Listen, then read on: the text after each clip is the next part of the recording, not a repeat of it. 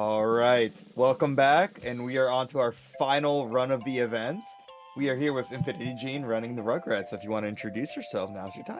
Yes, thank you very much. I am InfinityGene, and I'm going to let you enjoy the final run of the event, which is going to be Rugrats Search for Reptar for the PlayStation 1 in all of its 3D polygonal glory. Look at that. Beautiful. But we are going to be doing all levels today, which is pretty much as it stands, going through all levels, because any percent is sometimes a little bit too short to present this game.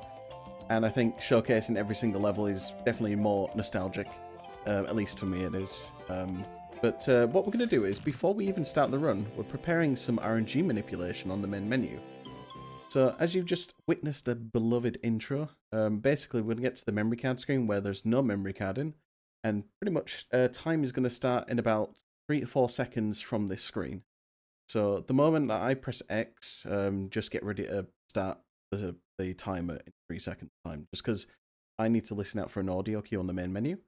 So, you ready? We're going to get started in 3, 2, 1, go. So basically, on the main menu, with the Rugrat heads, basically you'll see them popping up and down around the screen. And basically we're looking for a certain cue on that window, on that menu, on where we're looking for Tommy's and Phil's head just popping in from the corners. That's when we know that we've got the right RNG seed. And that basically puts them into the preset locations here, which you can see in the corner for Chucky's glasses. Because Chucky's glasses is a game of hide and seek, where Chucky has no glasses, even though it's called Chucky's glasses. And basically we're just trying to find the rest of the Rugrats, which have scattered all around the house, but clearly they haven't hid too well because we kind of already know where they're going to hide. They need to think of some better locations, to be honest. So we go tag around each of the Rugrats and run back to the playpen just to beat them in a little small foot race. There's 2 ways to interact with objects in this game. Basically, you can press either triangle, which is the normal way to do it, but that's a little bit slower. But if you press circle, there is no animation, and for some reason, it just triggers the trigger for whatever you're triggering. And so we're going to get Lil, and then we're pretty much done with Chucky's glasses already. And that's it. That's hide and seek done. So with the end of each level, basically, we're going to be gathering each puzzle piece, because the story of this game is that Tommy's lost all of his puzzle pieces for Reptar. Reptar's like sort of puzzle. It's like a 12-piece puzzle. It's quite simple, if I'm being honest. But we've lost them for some reason, and they're just scattered all around the house. So we're having to go locate them right now. So once we've got all 12 pieces, we can go do Reptar. But we're going to be doing Reptar last, because we're obviously doing all the levels. So we might get too many pieces, basically. But that's fine. So basically, to explain the sort of concept of the game, it's a 3D platformer. Pretty much you've got movement on your left analog stick or the D-pad, and then pretty much jumping. That's pretty much it. There's not really much else to many of these levels, except there's some unique circumstances where there's like a laser blaster on one level, or there's mini golf which is coming up a lot later on. Hopefully the game isn't going to crash on us as well, because there is a chance that the game has a tendency to crash or glitch a little bit. And that's because this game wasn't well built. It wasn't well made, to be fair. And you're going to see a lot of jank in some areas as well, which is coming up on the next level. So we're on to Circus Angelicus. Circus Angelicus is like a sort of 3-part level. So we're on to part 2 here, with part 1 being Spike going around the sort of hurdles to get the bones. Part 2 is pretty much doing the Formula 1 Grand Prix, but baby style. We're going to jump over the ramp, like you would do in Formula 1. And now we're going to do a seesaw jump on part 3, where we're going to get the bar just in the middle, where those bars are in the middle. And then there we go. And that's Circus Angelicus. And then we're moving on to a bonus level, which is known as No More Cookies. Basically, these are for Reptar bars, but we do it in the run because it's all levels. So to begin with, we're going to throw it in the box to Phil. We're going to get tackled by Angelica immediately. Ignore Phil falling on the floor there. And then we're going to eat all the cookies really quickly. Now, the reason why Phil can eat those cookies really quickly without getting a stomachache is because basically he goes into a weird sort of state where he goes into like double speed when you get tackled by Angelica, basically. It's strange to explain because it only happens on that level, but if you get tackled, the game just gets faster for some reason, which means that you can eat the cookies a lot quicker as well. So with that, I'm just gonna, closing that. Popped up in my face, there we go. So now we're going on to the mysterious Mr. Friend, where these scary little clown robots basically have been built by our father. I've got no idea why he wants to terrify us like that, so we're going to destroy them for him. So we're going to run into them and just jump into them, which is the quickest way to defeat them. You can hear them a little bit with their voice lines. They're a little bit terrifying for sure. But obviously we're going to run into them all and just destroy them like that. That was pretty impressive, actually. I think that was the fastest I've ever had that level. Now we're going to move on to Mirrorland. And as you can see in the top left as well, I've got a few little gifs from some of the episodes playing as well. So, Mirrorland's a bit of a sleeper level, because it's a sort of collectathon level. So, if you've got any comments, feel free to say them now. Or any questions. Yeah. I was gonna say the music in this level is very much of that dream sequence you were talking about. As a music person, I hear it. Yeah. Yeah. Yeah, so you're running this on an emulator, I assume? Since Yes. it's So, PSX? Yeah. yeah, so PlayStation 1 emulator. We use DuckStation for all our runs. And to be Nice. fair, for accessibility, it's just one of the best ways to play the game. Yeah. The game does have the tendency to crash on console as well, so it doesn't matter which version you play on, they're always going to have a chance to crash. But the only reason it crashes, I think, is due to the fast loading speed that you can enable on PS2 consoles, but obviously on emulator we allow it as well on this game. Just because the differences are a little bit significant, and for a short game like this, I think it's a little bit fair to bump it up, so we've allowed that in the rules recently. But for the most part, the game's fine. It's just that at times it will just have some weird moments where the textures might bug out, or the physics might break. Basically, when you move with Tommy sometimes, he'll just get launched to the ceiling and zip through floors. Yeah, that can happen, so... But that's the life of a Rugrat, I think, you know, like Rugrats, in the series Rugrats, they get up to a lot of shenanigans, getting up to mischief, but in the end they tend to not get into trouble. It's usually Angelica who gets into trouble, so... But I do love how this game is just exactly built on the actual show. Like, it's not like made up levels or anything, and that's fine even if it is, because Rugrats is all about imagination, you know, it's all about imagination and creativity. But I think it's interesting that they were able to concept the levels pretty closely to miss that balloon there, pretty closely to the actual show. So yeah, and for me, this is definitely one of my childhood favorite series altogether. Like Rugrats, I could never say anything bad about Rugrats.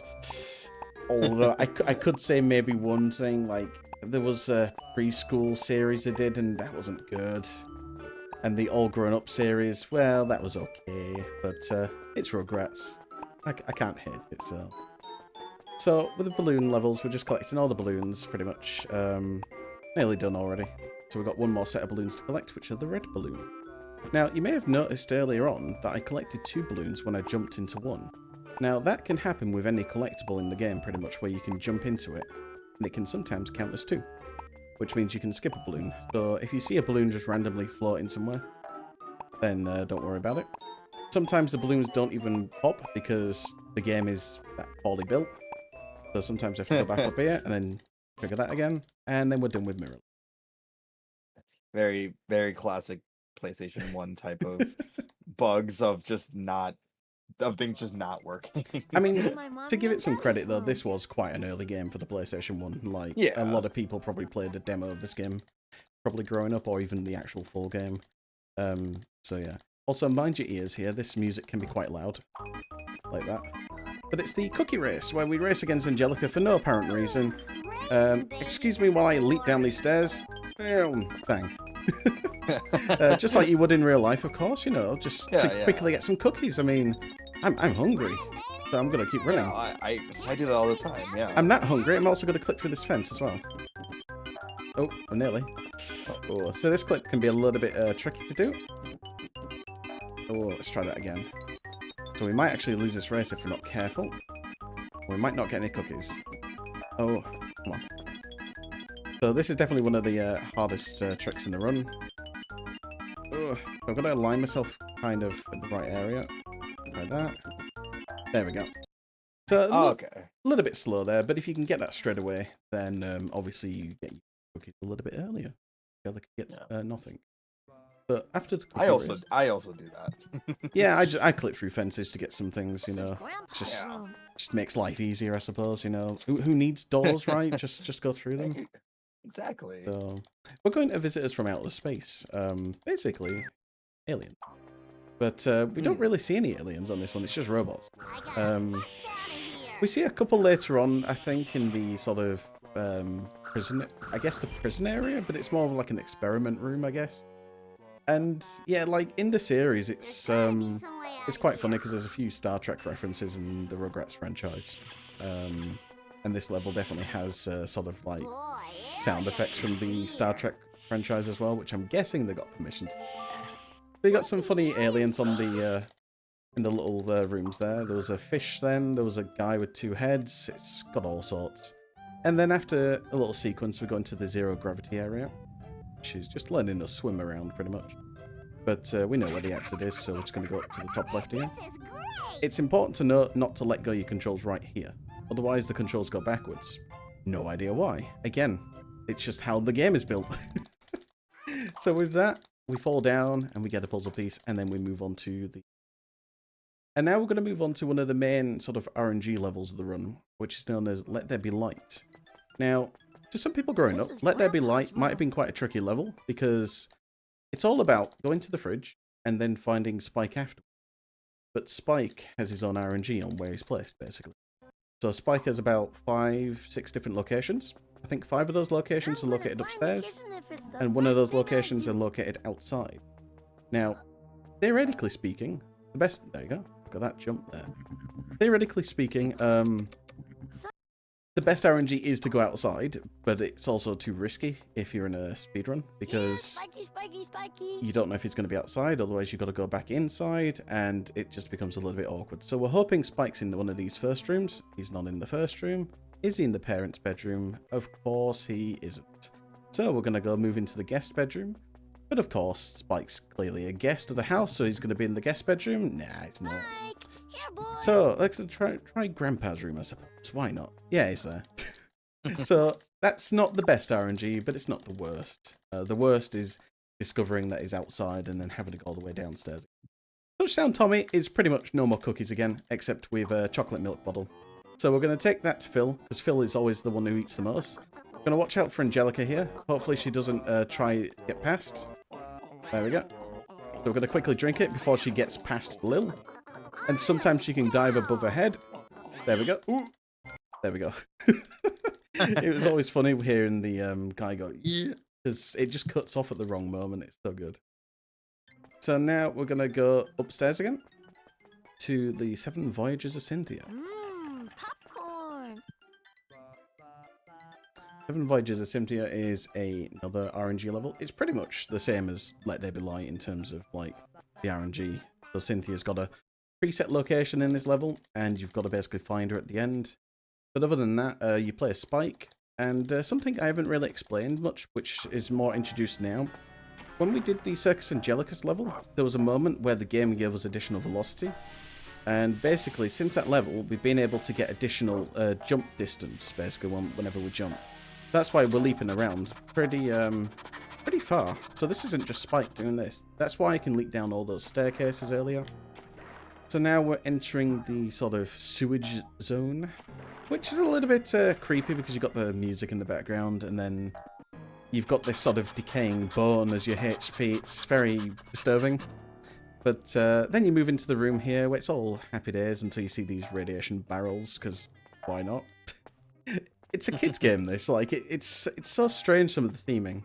And to be fair, in the TV series as well, there was a lot of adult jokes in there as well, that if you're rewatching now, you'd be like, hang on, how did they get that in there? So now we're into part 2 of the level, where we have to find Cynthia. Cynthia's best RNG is usually located there. She is not, of course, because we've had no good RNG at the moment. So we're going to try and check over here. Is she on the boxes? She is not on the boxes. Shall we check down here? You might also notice the music's dead. There we go. Found Cynthia. The music's a bit buggy on this level. Basically, if you basically go to the right, then the music comes back. But if you don't, then it just stays quiet for a long time. But it goes through the spooky theme and then sort of the jolly theme. I don't know why. I feel like they messed up the music triggers for that section. So we're moving on to Toy Palace now. Toy Palace allows us to play as Chucky again. But Chucky's a little bit scared of everything, so he gets damaged anytime he's being frightened by anything. So whether it's sounds or if it's something touching. Gotta be careful of these archers here, because these archers, they can land an arrow on my head, and normally they would only do a tiny bit of damage, but there's a slight chance they can land an arrow directly on a point on my head where it just continuously deals damage, and it insta-kills me. So yeah, not usually good. Now, for anyone who's familiar with this level, you might remember the big giant monkey down at the corridor here. Unfortunately, we don't get to see him in this run, just because he's a little bit too far away, and he doesn't actually do anything until you get close to him. So now we're going to try and get Reptar quickly by getting these 2 boxes. Normally you'd need about 4 or 5 boxes to get to this switch up here, but we're going to do it with 2, and we're going to show you that jump glitch in action, allowing us to basically skip certain sections of this room if I can jump up to this ledge. There we go. Lovely. So we're going to put this box over here. I'm going to put it a little bit more left. There we go. Going to turn around, grab this box. Now, normally you won't be able to do this jump without the glitch, but it's a little bit tight even with it. So, there we go. So you jump up there, put the second box down, and then that's it. Level's pretty much done. Just trigger the switch. The time machine goes, and then the big monkey goes back in time. That's pretty much what happens in the end. Now we're moving on to Gold Rush, which is another collectathon level. So you're going to see about 3 of these in total of the game. There's Gold Rush, and then there's also the Egg Hunt coming up later. So if you've got any more comments or any questions about the run, feel free.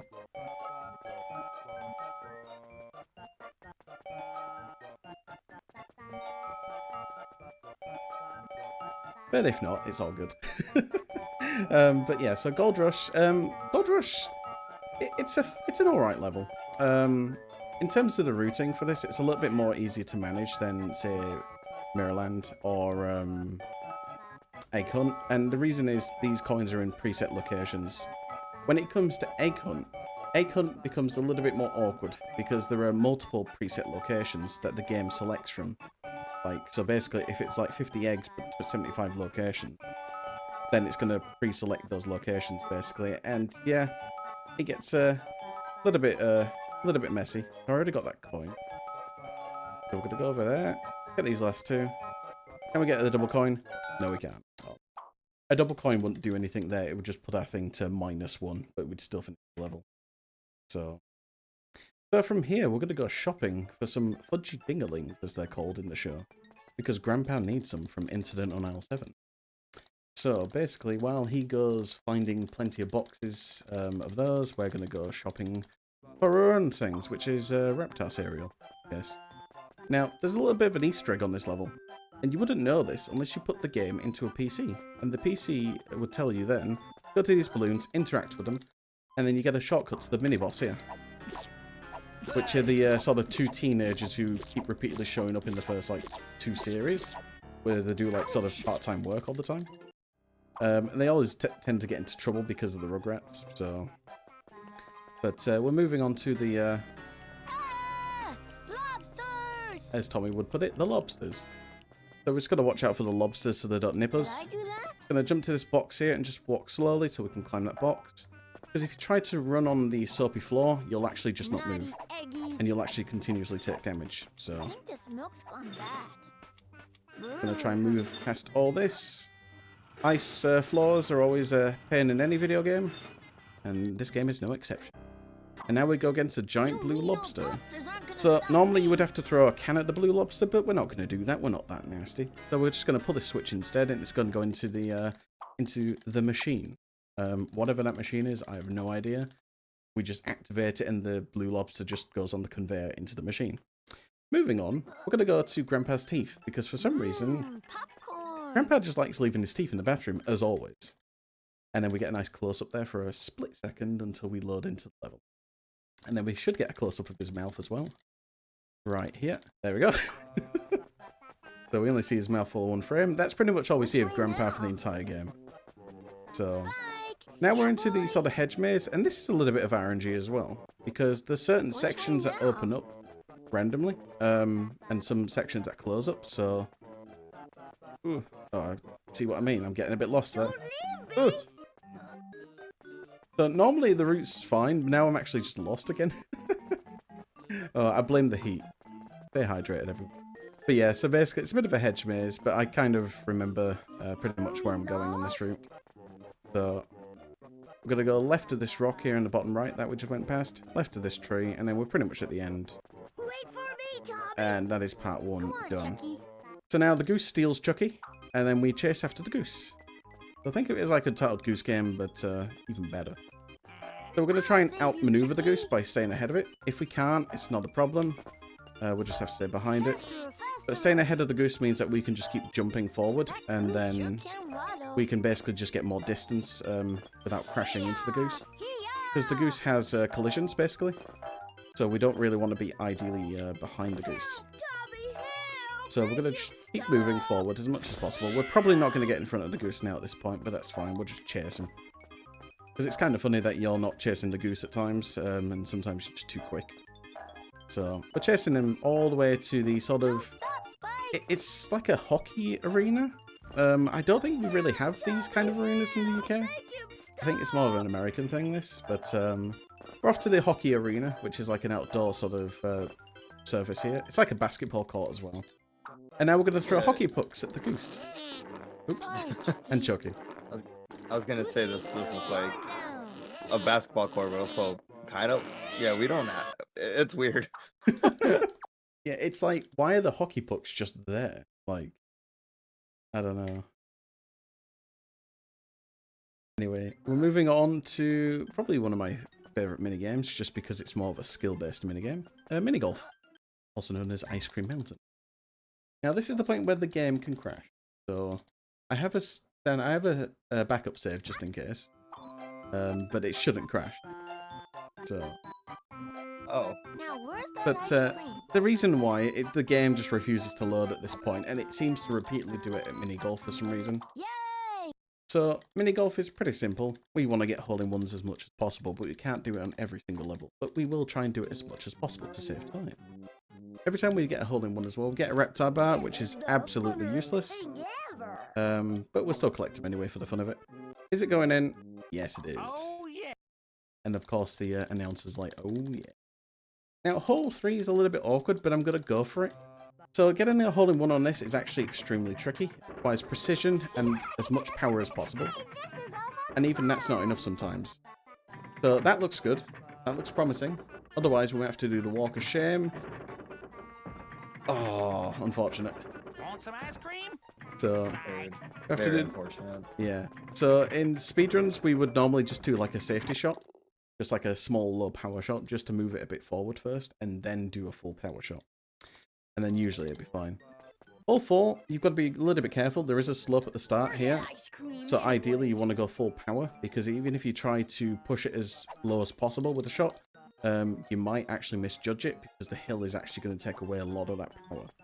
So you want to just go full beans on it, and then just go in the hole for 2 shots, basically. Look at that. Lovely eagle, that. Right, moving on to hole 5. It's a par 4 this? Oh, it's par 5. Oh, okay. It's surprising that some of these holes are quite high with what their sort of par is, but this can be done in 2 shots. So you just bounce it there. That's perfect. Then we have to go to the right here. All that ice cream anyway. Boy, talk about phlegm. Sorry, I'm just letting the announcer say his voice lines. They're so good. Like the whole want some ice cream. Psych. Oh, what? Want some ice cream? Psych. Oh. Like, this game for me is just, I can never hate this game. Even if I get a bad run, I would always enjoy it. So, I don't enjoy Hole 6, however. Hole 6 gave me nightmares growing up, just because of the music again, with the whole Mirrorland theme. And there's a big sort of, what I refer to as the black hole in the bottom right. Now, if you don't do your shot properly, your ball goes down in that pit, and basically you have to go all the way back to the beginning of the hole to do your shot again. You can't actually go up the ramp where the hole is. You have to go back to the start and then go around again. And look, we found Reptar. That's the end of the game. Thank you very much for watching. Goodbye. So, this is the Reptar themed hole, I suppose. It's kind of scary, this growing up, because if you go close to Reptar, he follows you as well, so...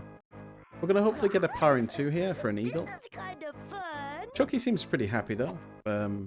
Oh, no wonder he's happy. That's a 2-shot. Nice. That's really good, actually. So, hole 8. Some people might remember this level. Pretty much just because it's got the pyramid on the right that you could enter. And there were, I don't know if you've never played it, I would say play the game and go into the pyramid and you'll enjoy it. Like, trust me.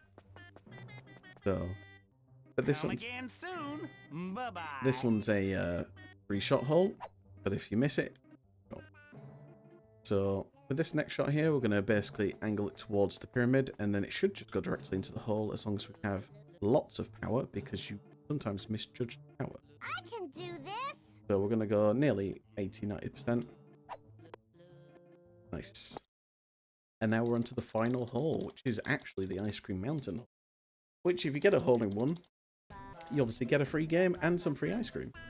Unfortunately, we don't get that in a speedrun, because I don't think the game could afford to give us all that ice cream if they could. So hopefully it's going in, otherwise we're doing another Walk of Shame. Yep, it's in. And that's Ice Cream Mountain. That's the golf done, and the game didn't crash.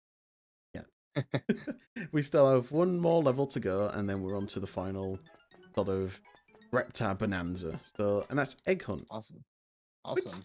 Do we have any time for a couple donations? Absolutely, go for it. Just a collector's on this Awesome. one. Yeah. Awesome. So we have a $25 donation from Clay with no message. We have another 25 from Mad Mega X381 with no message. And we have a 25 and 84-cent donation from Temporal Straw that says, this donation is the revenue gained from Twitch subs and bits until this point. From Temporal Straw, thank you for all... I can't read. Thank you all for an incredible year, and thank you for all your donations to the Transgender Law Center. And with that in mind, we only need around, I believe that is $65 more for us to meet the $1,000 goal of the event. So like you said, we're almost done with this run. I know we can do it. We can definitely get like a couple of donations for us to get to that point. Oh, look, I'm going a little bit slower. Quick, get those donations in. No, it's great work. Well done, everyone. So now we're pretty much done collecting all these eggs, which sound like a chicken every time we collect them. Just as you would expect. And there we go, this egg hunt done. So now we're on to the more exciting level. This is the final level, but first we have the biggest challenge of the game. The puzzle. We actually have to do the jigsaw. My Reptar puzzle. So I need to concentrate here. Oh, that's close. Oh. So, interestingly enough, if you actually miss the hole by a fair bit, you actually have to put the piece in again. It's not generous, this at all. It's pretty accurate, so...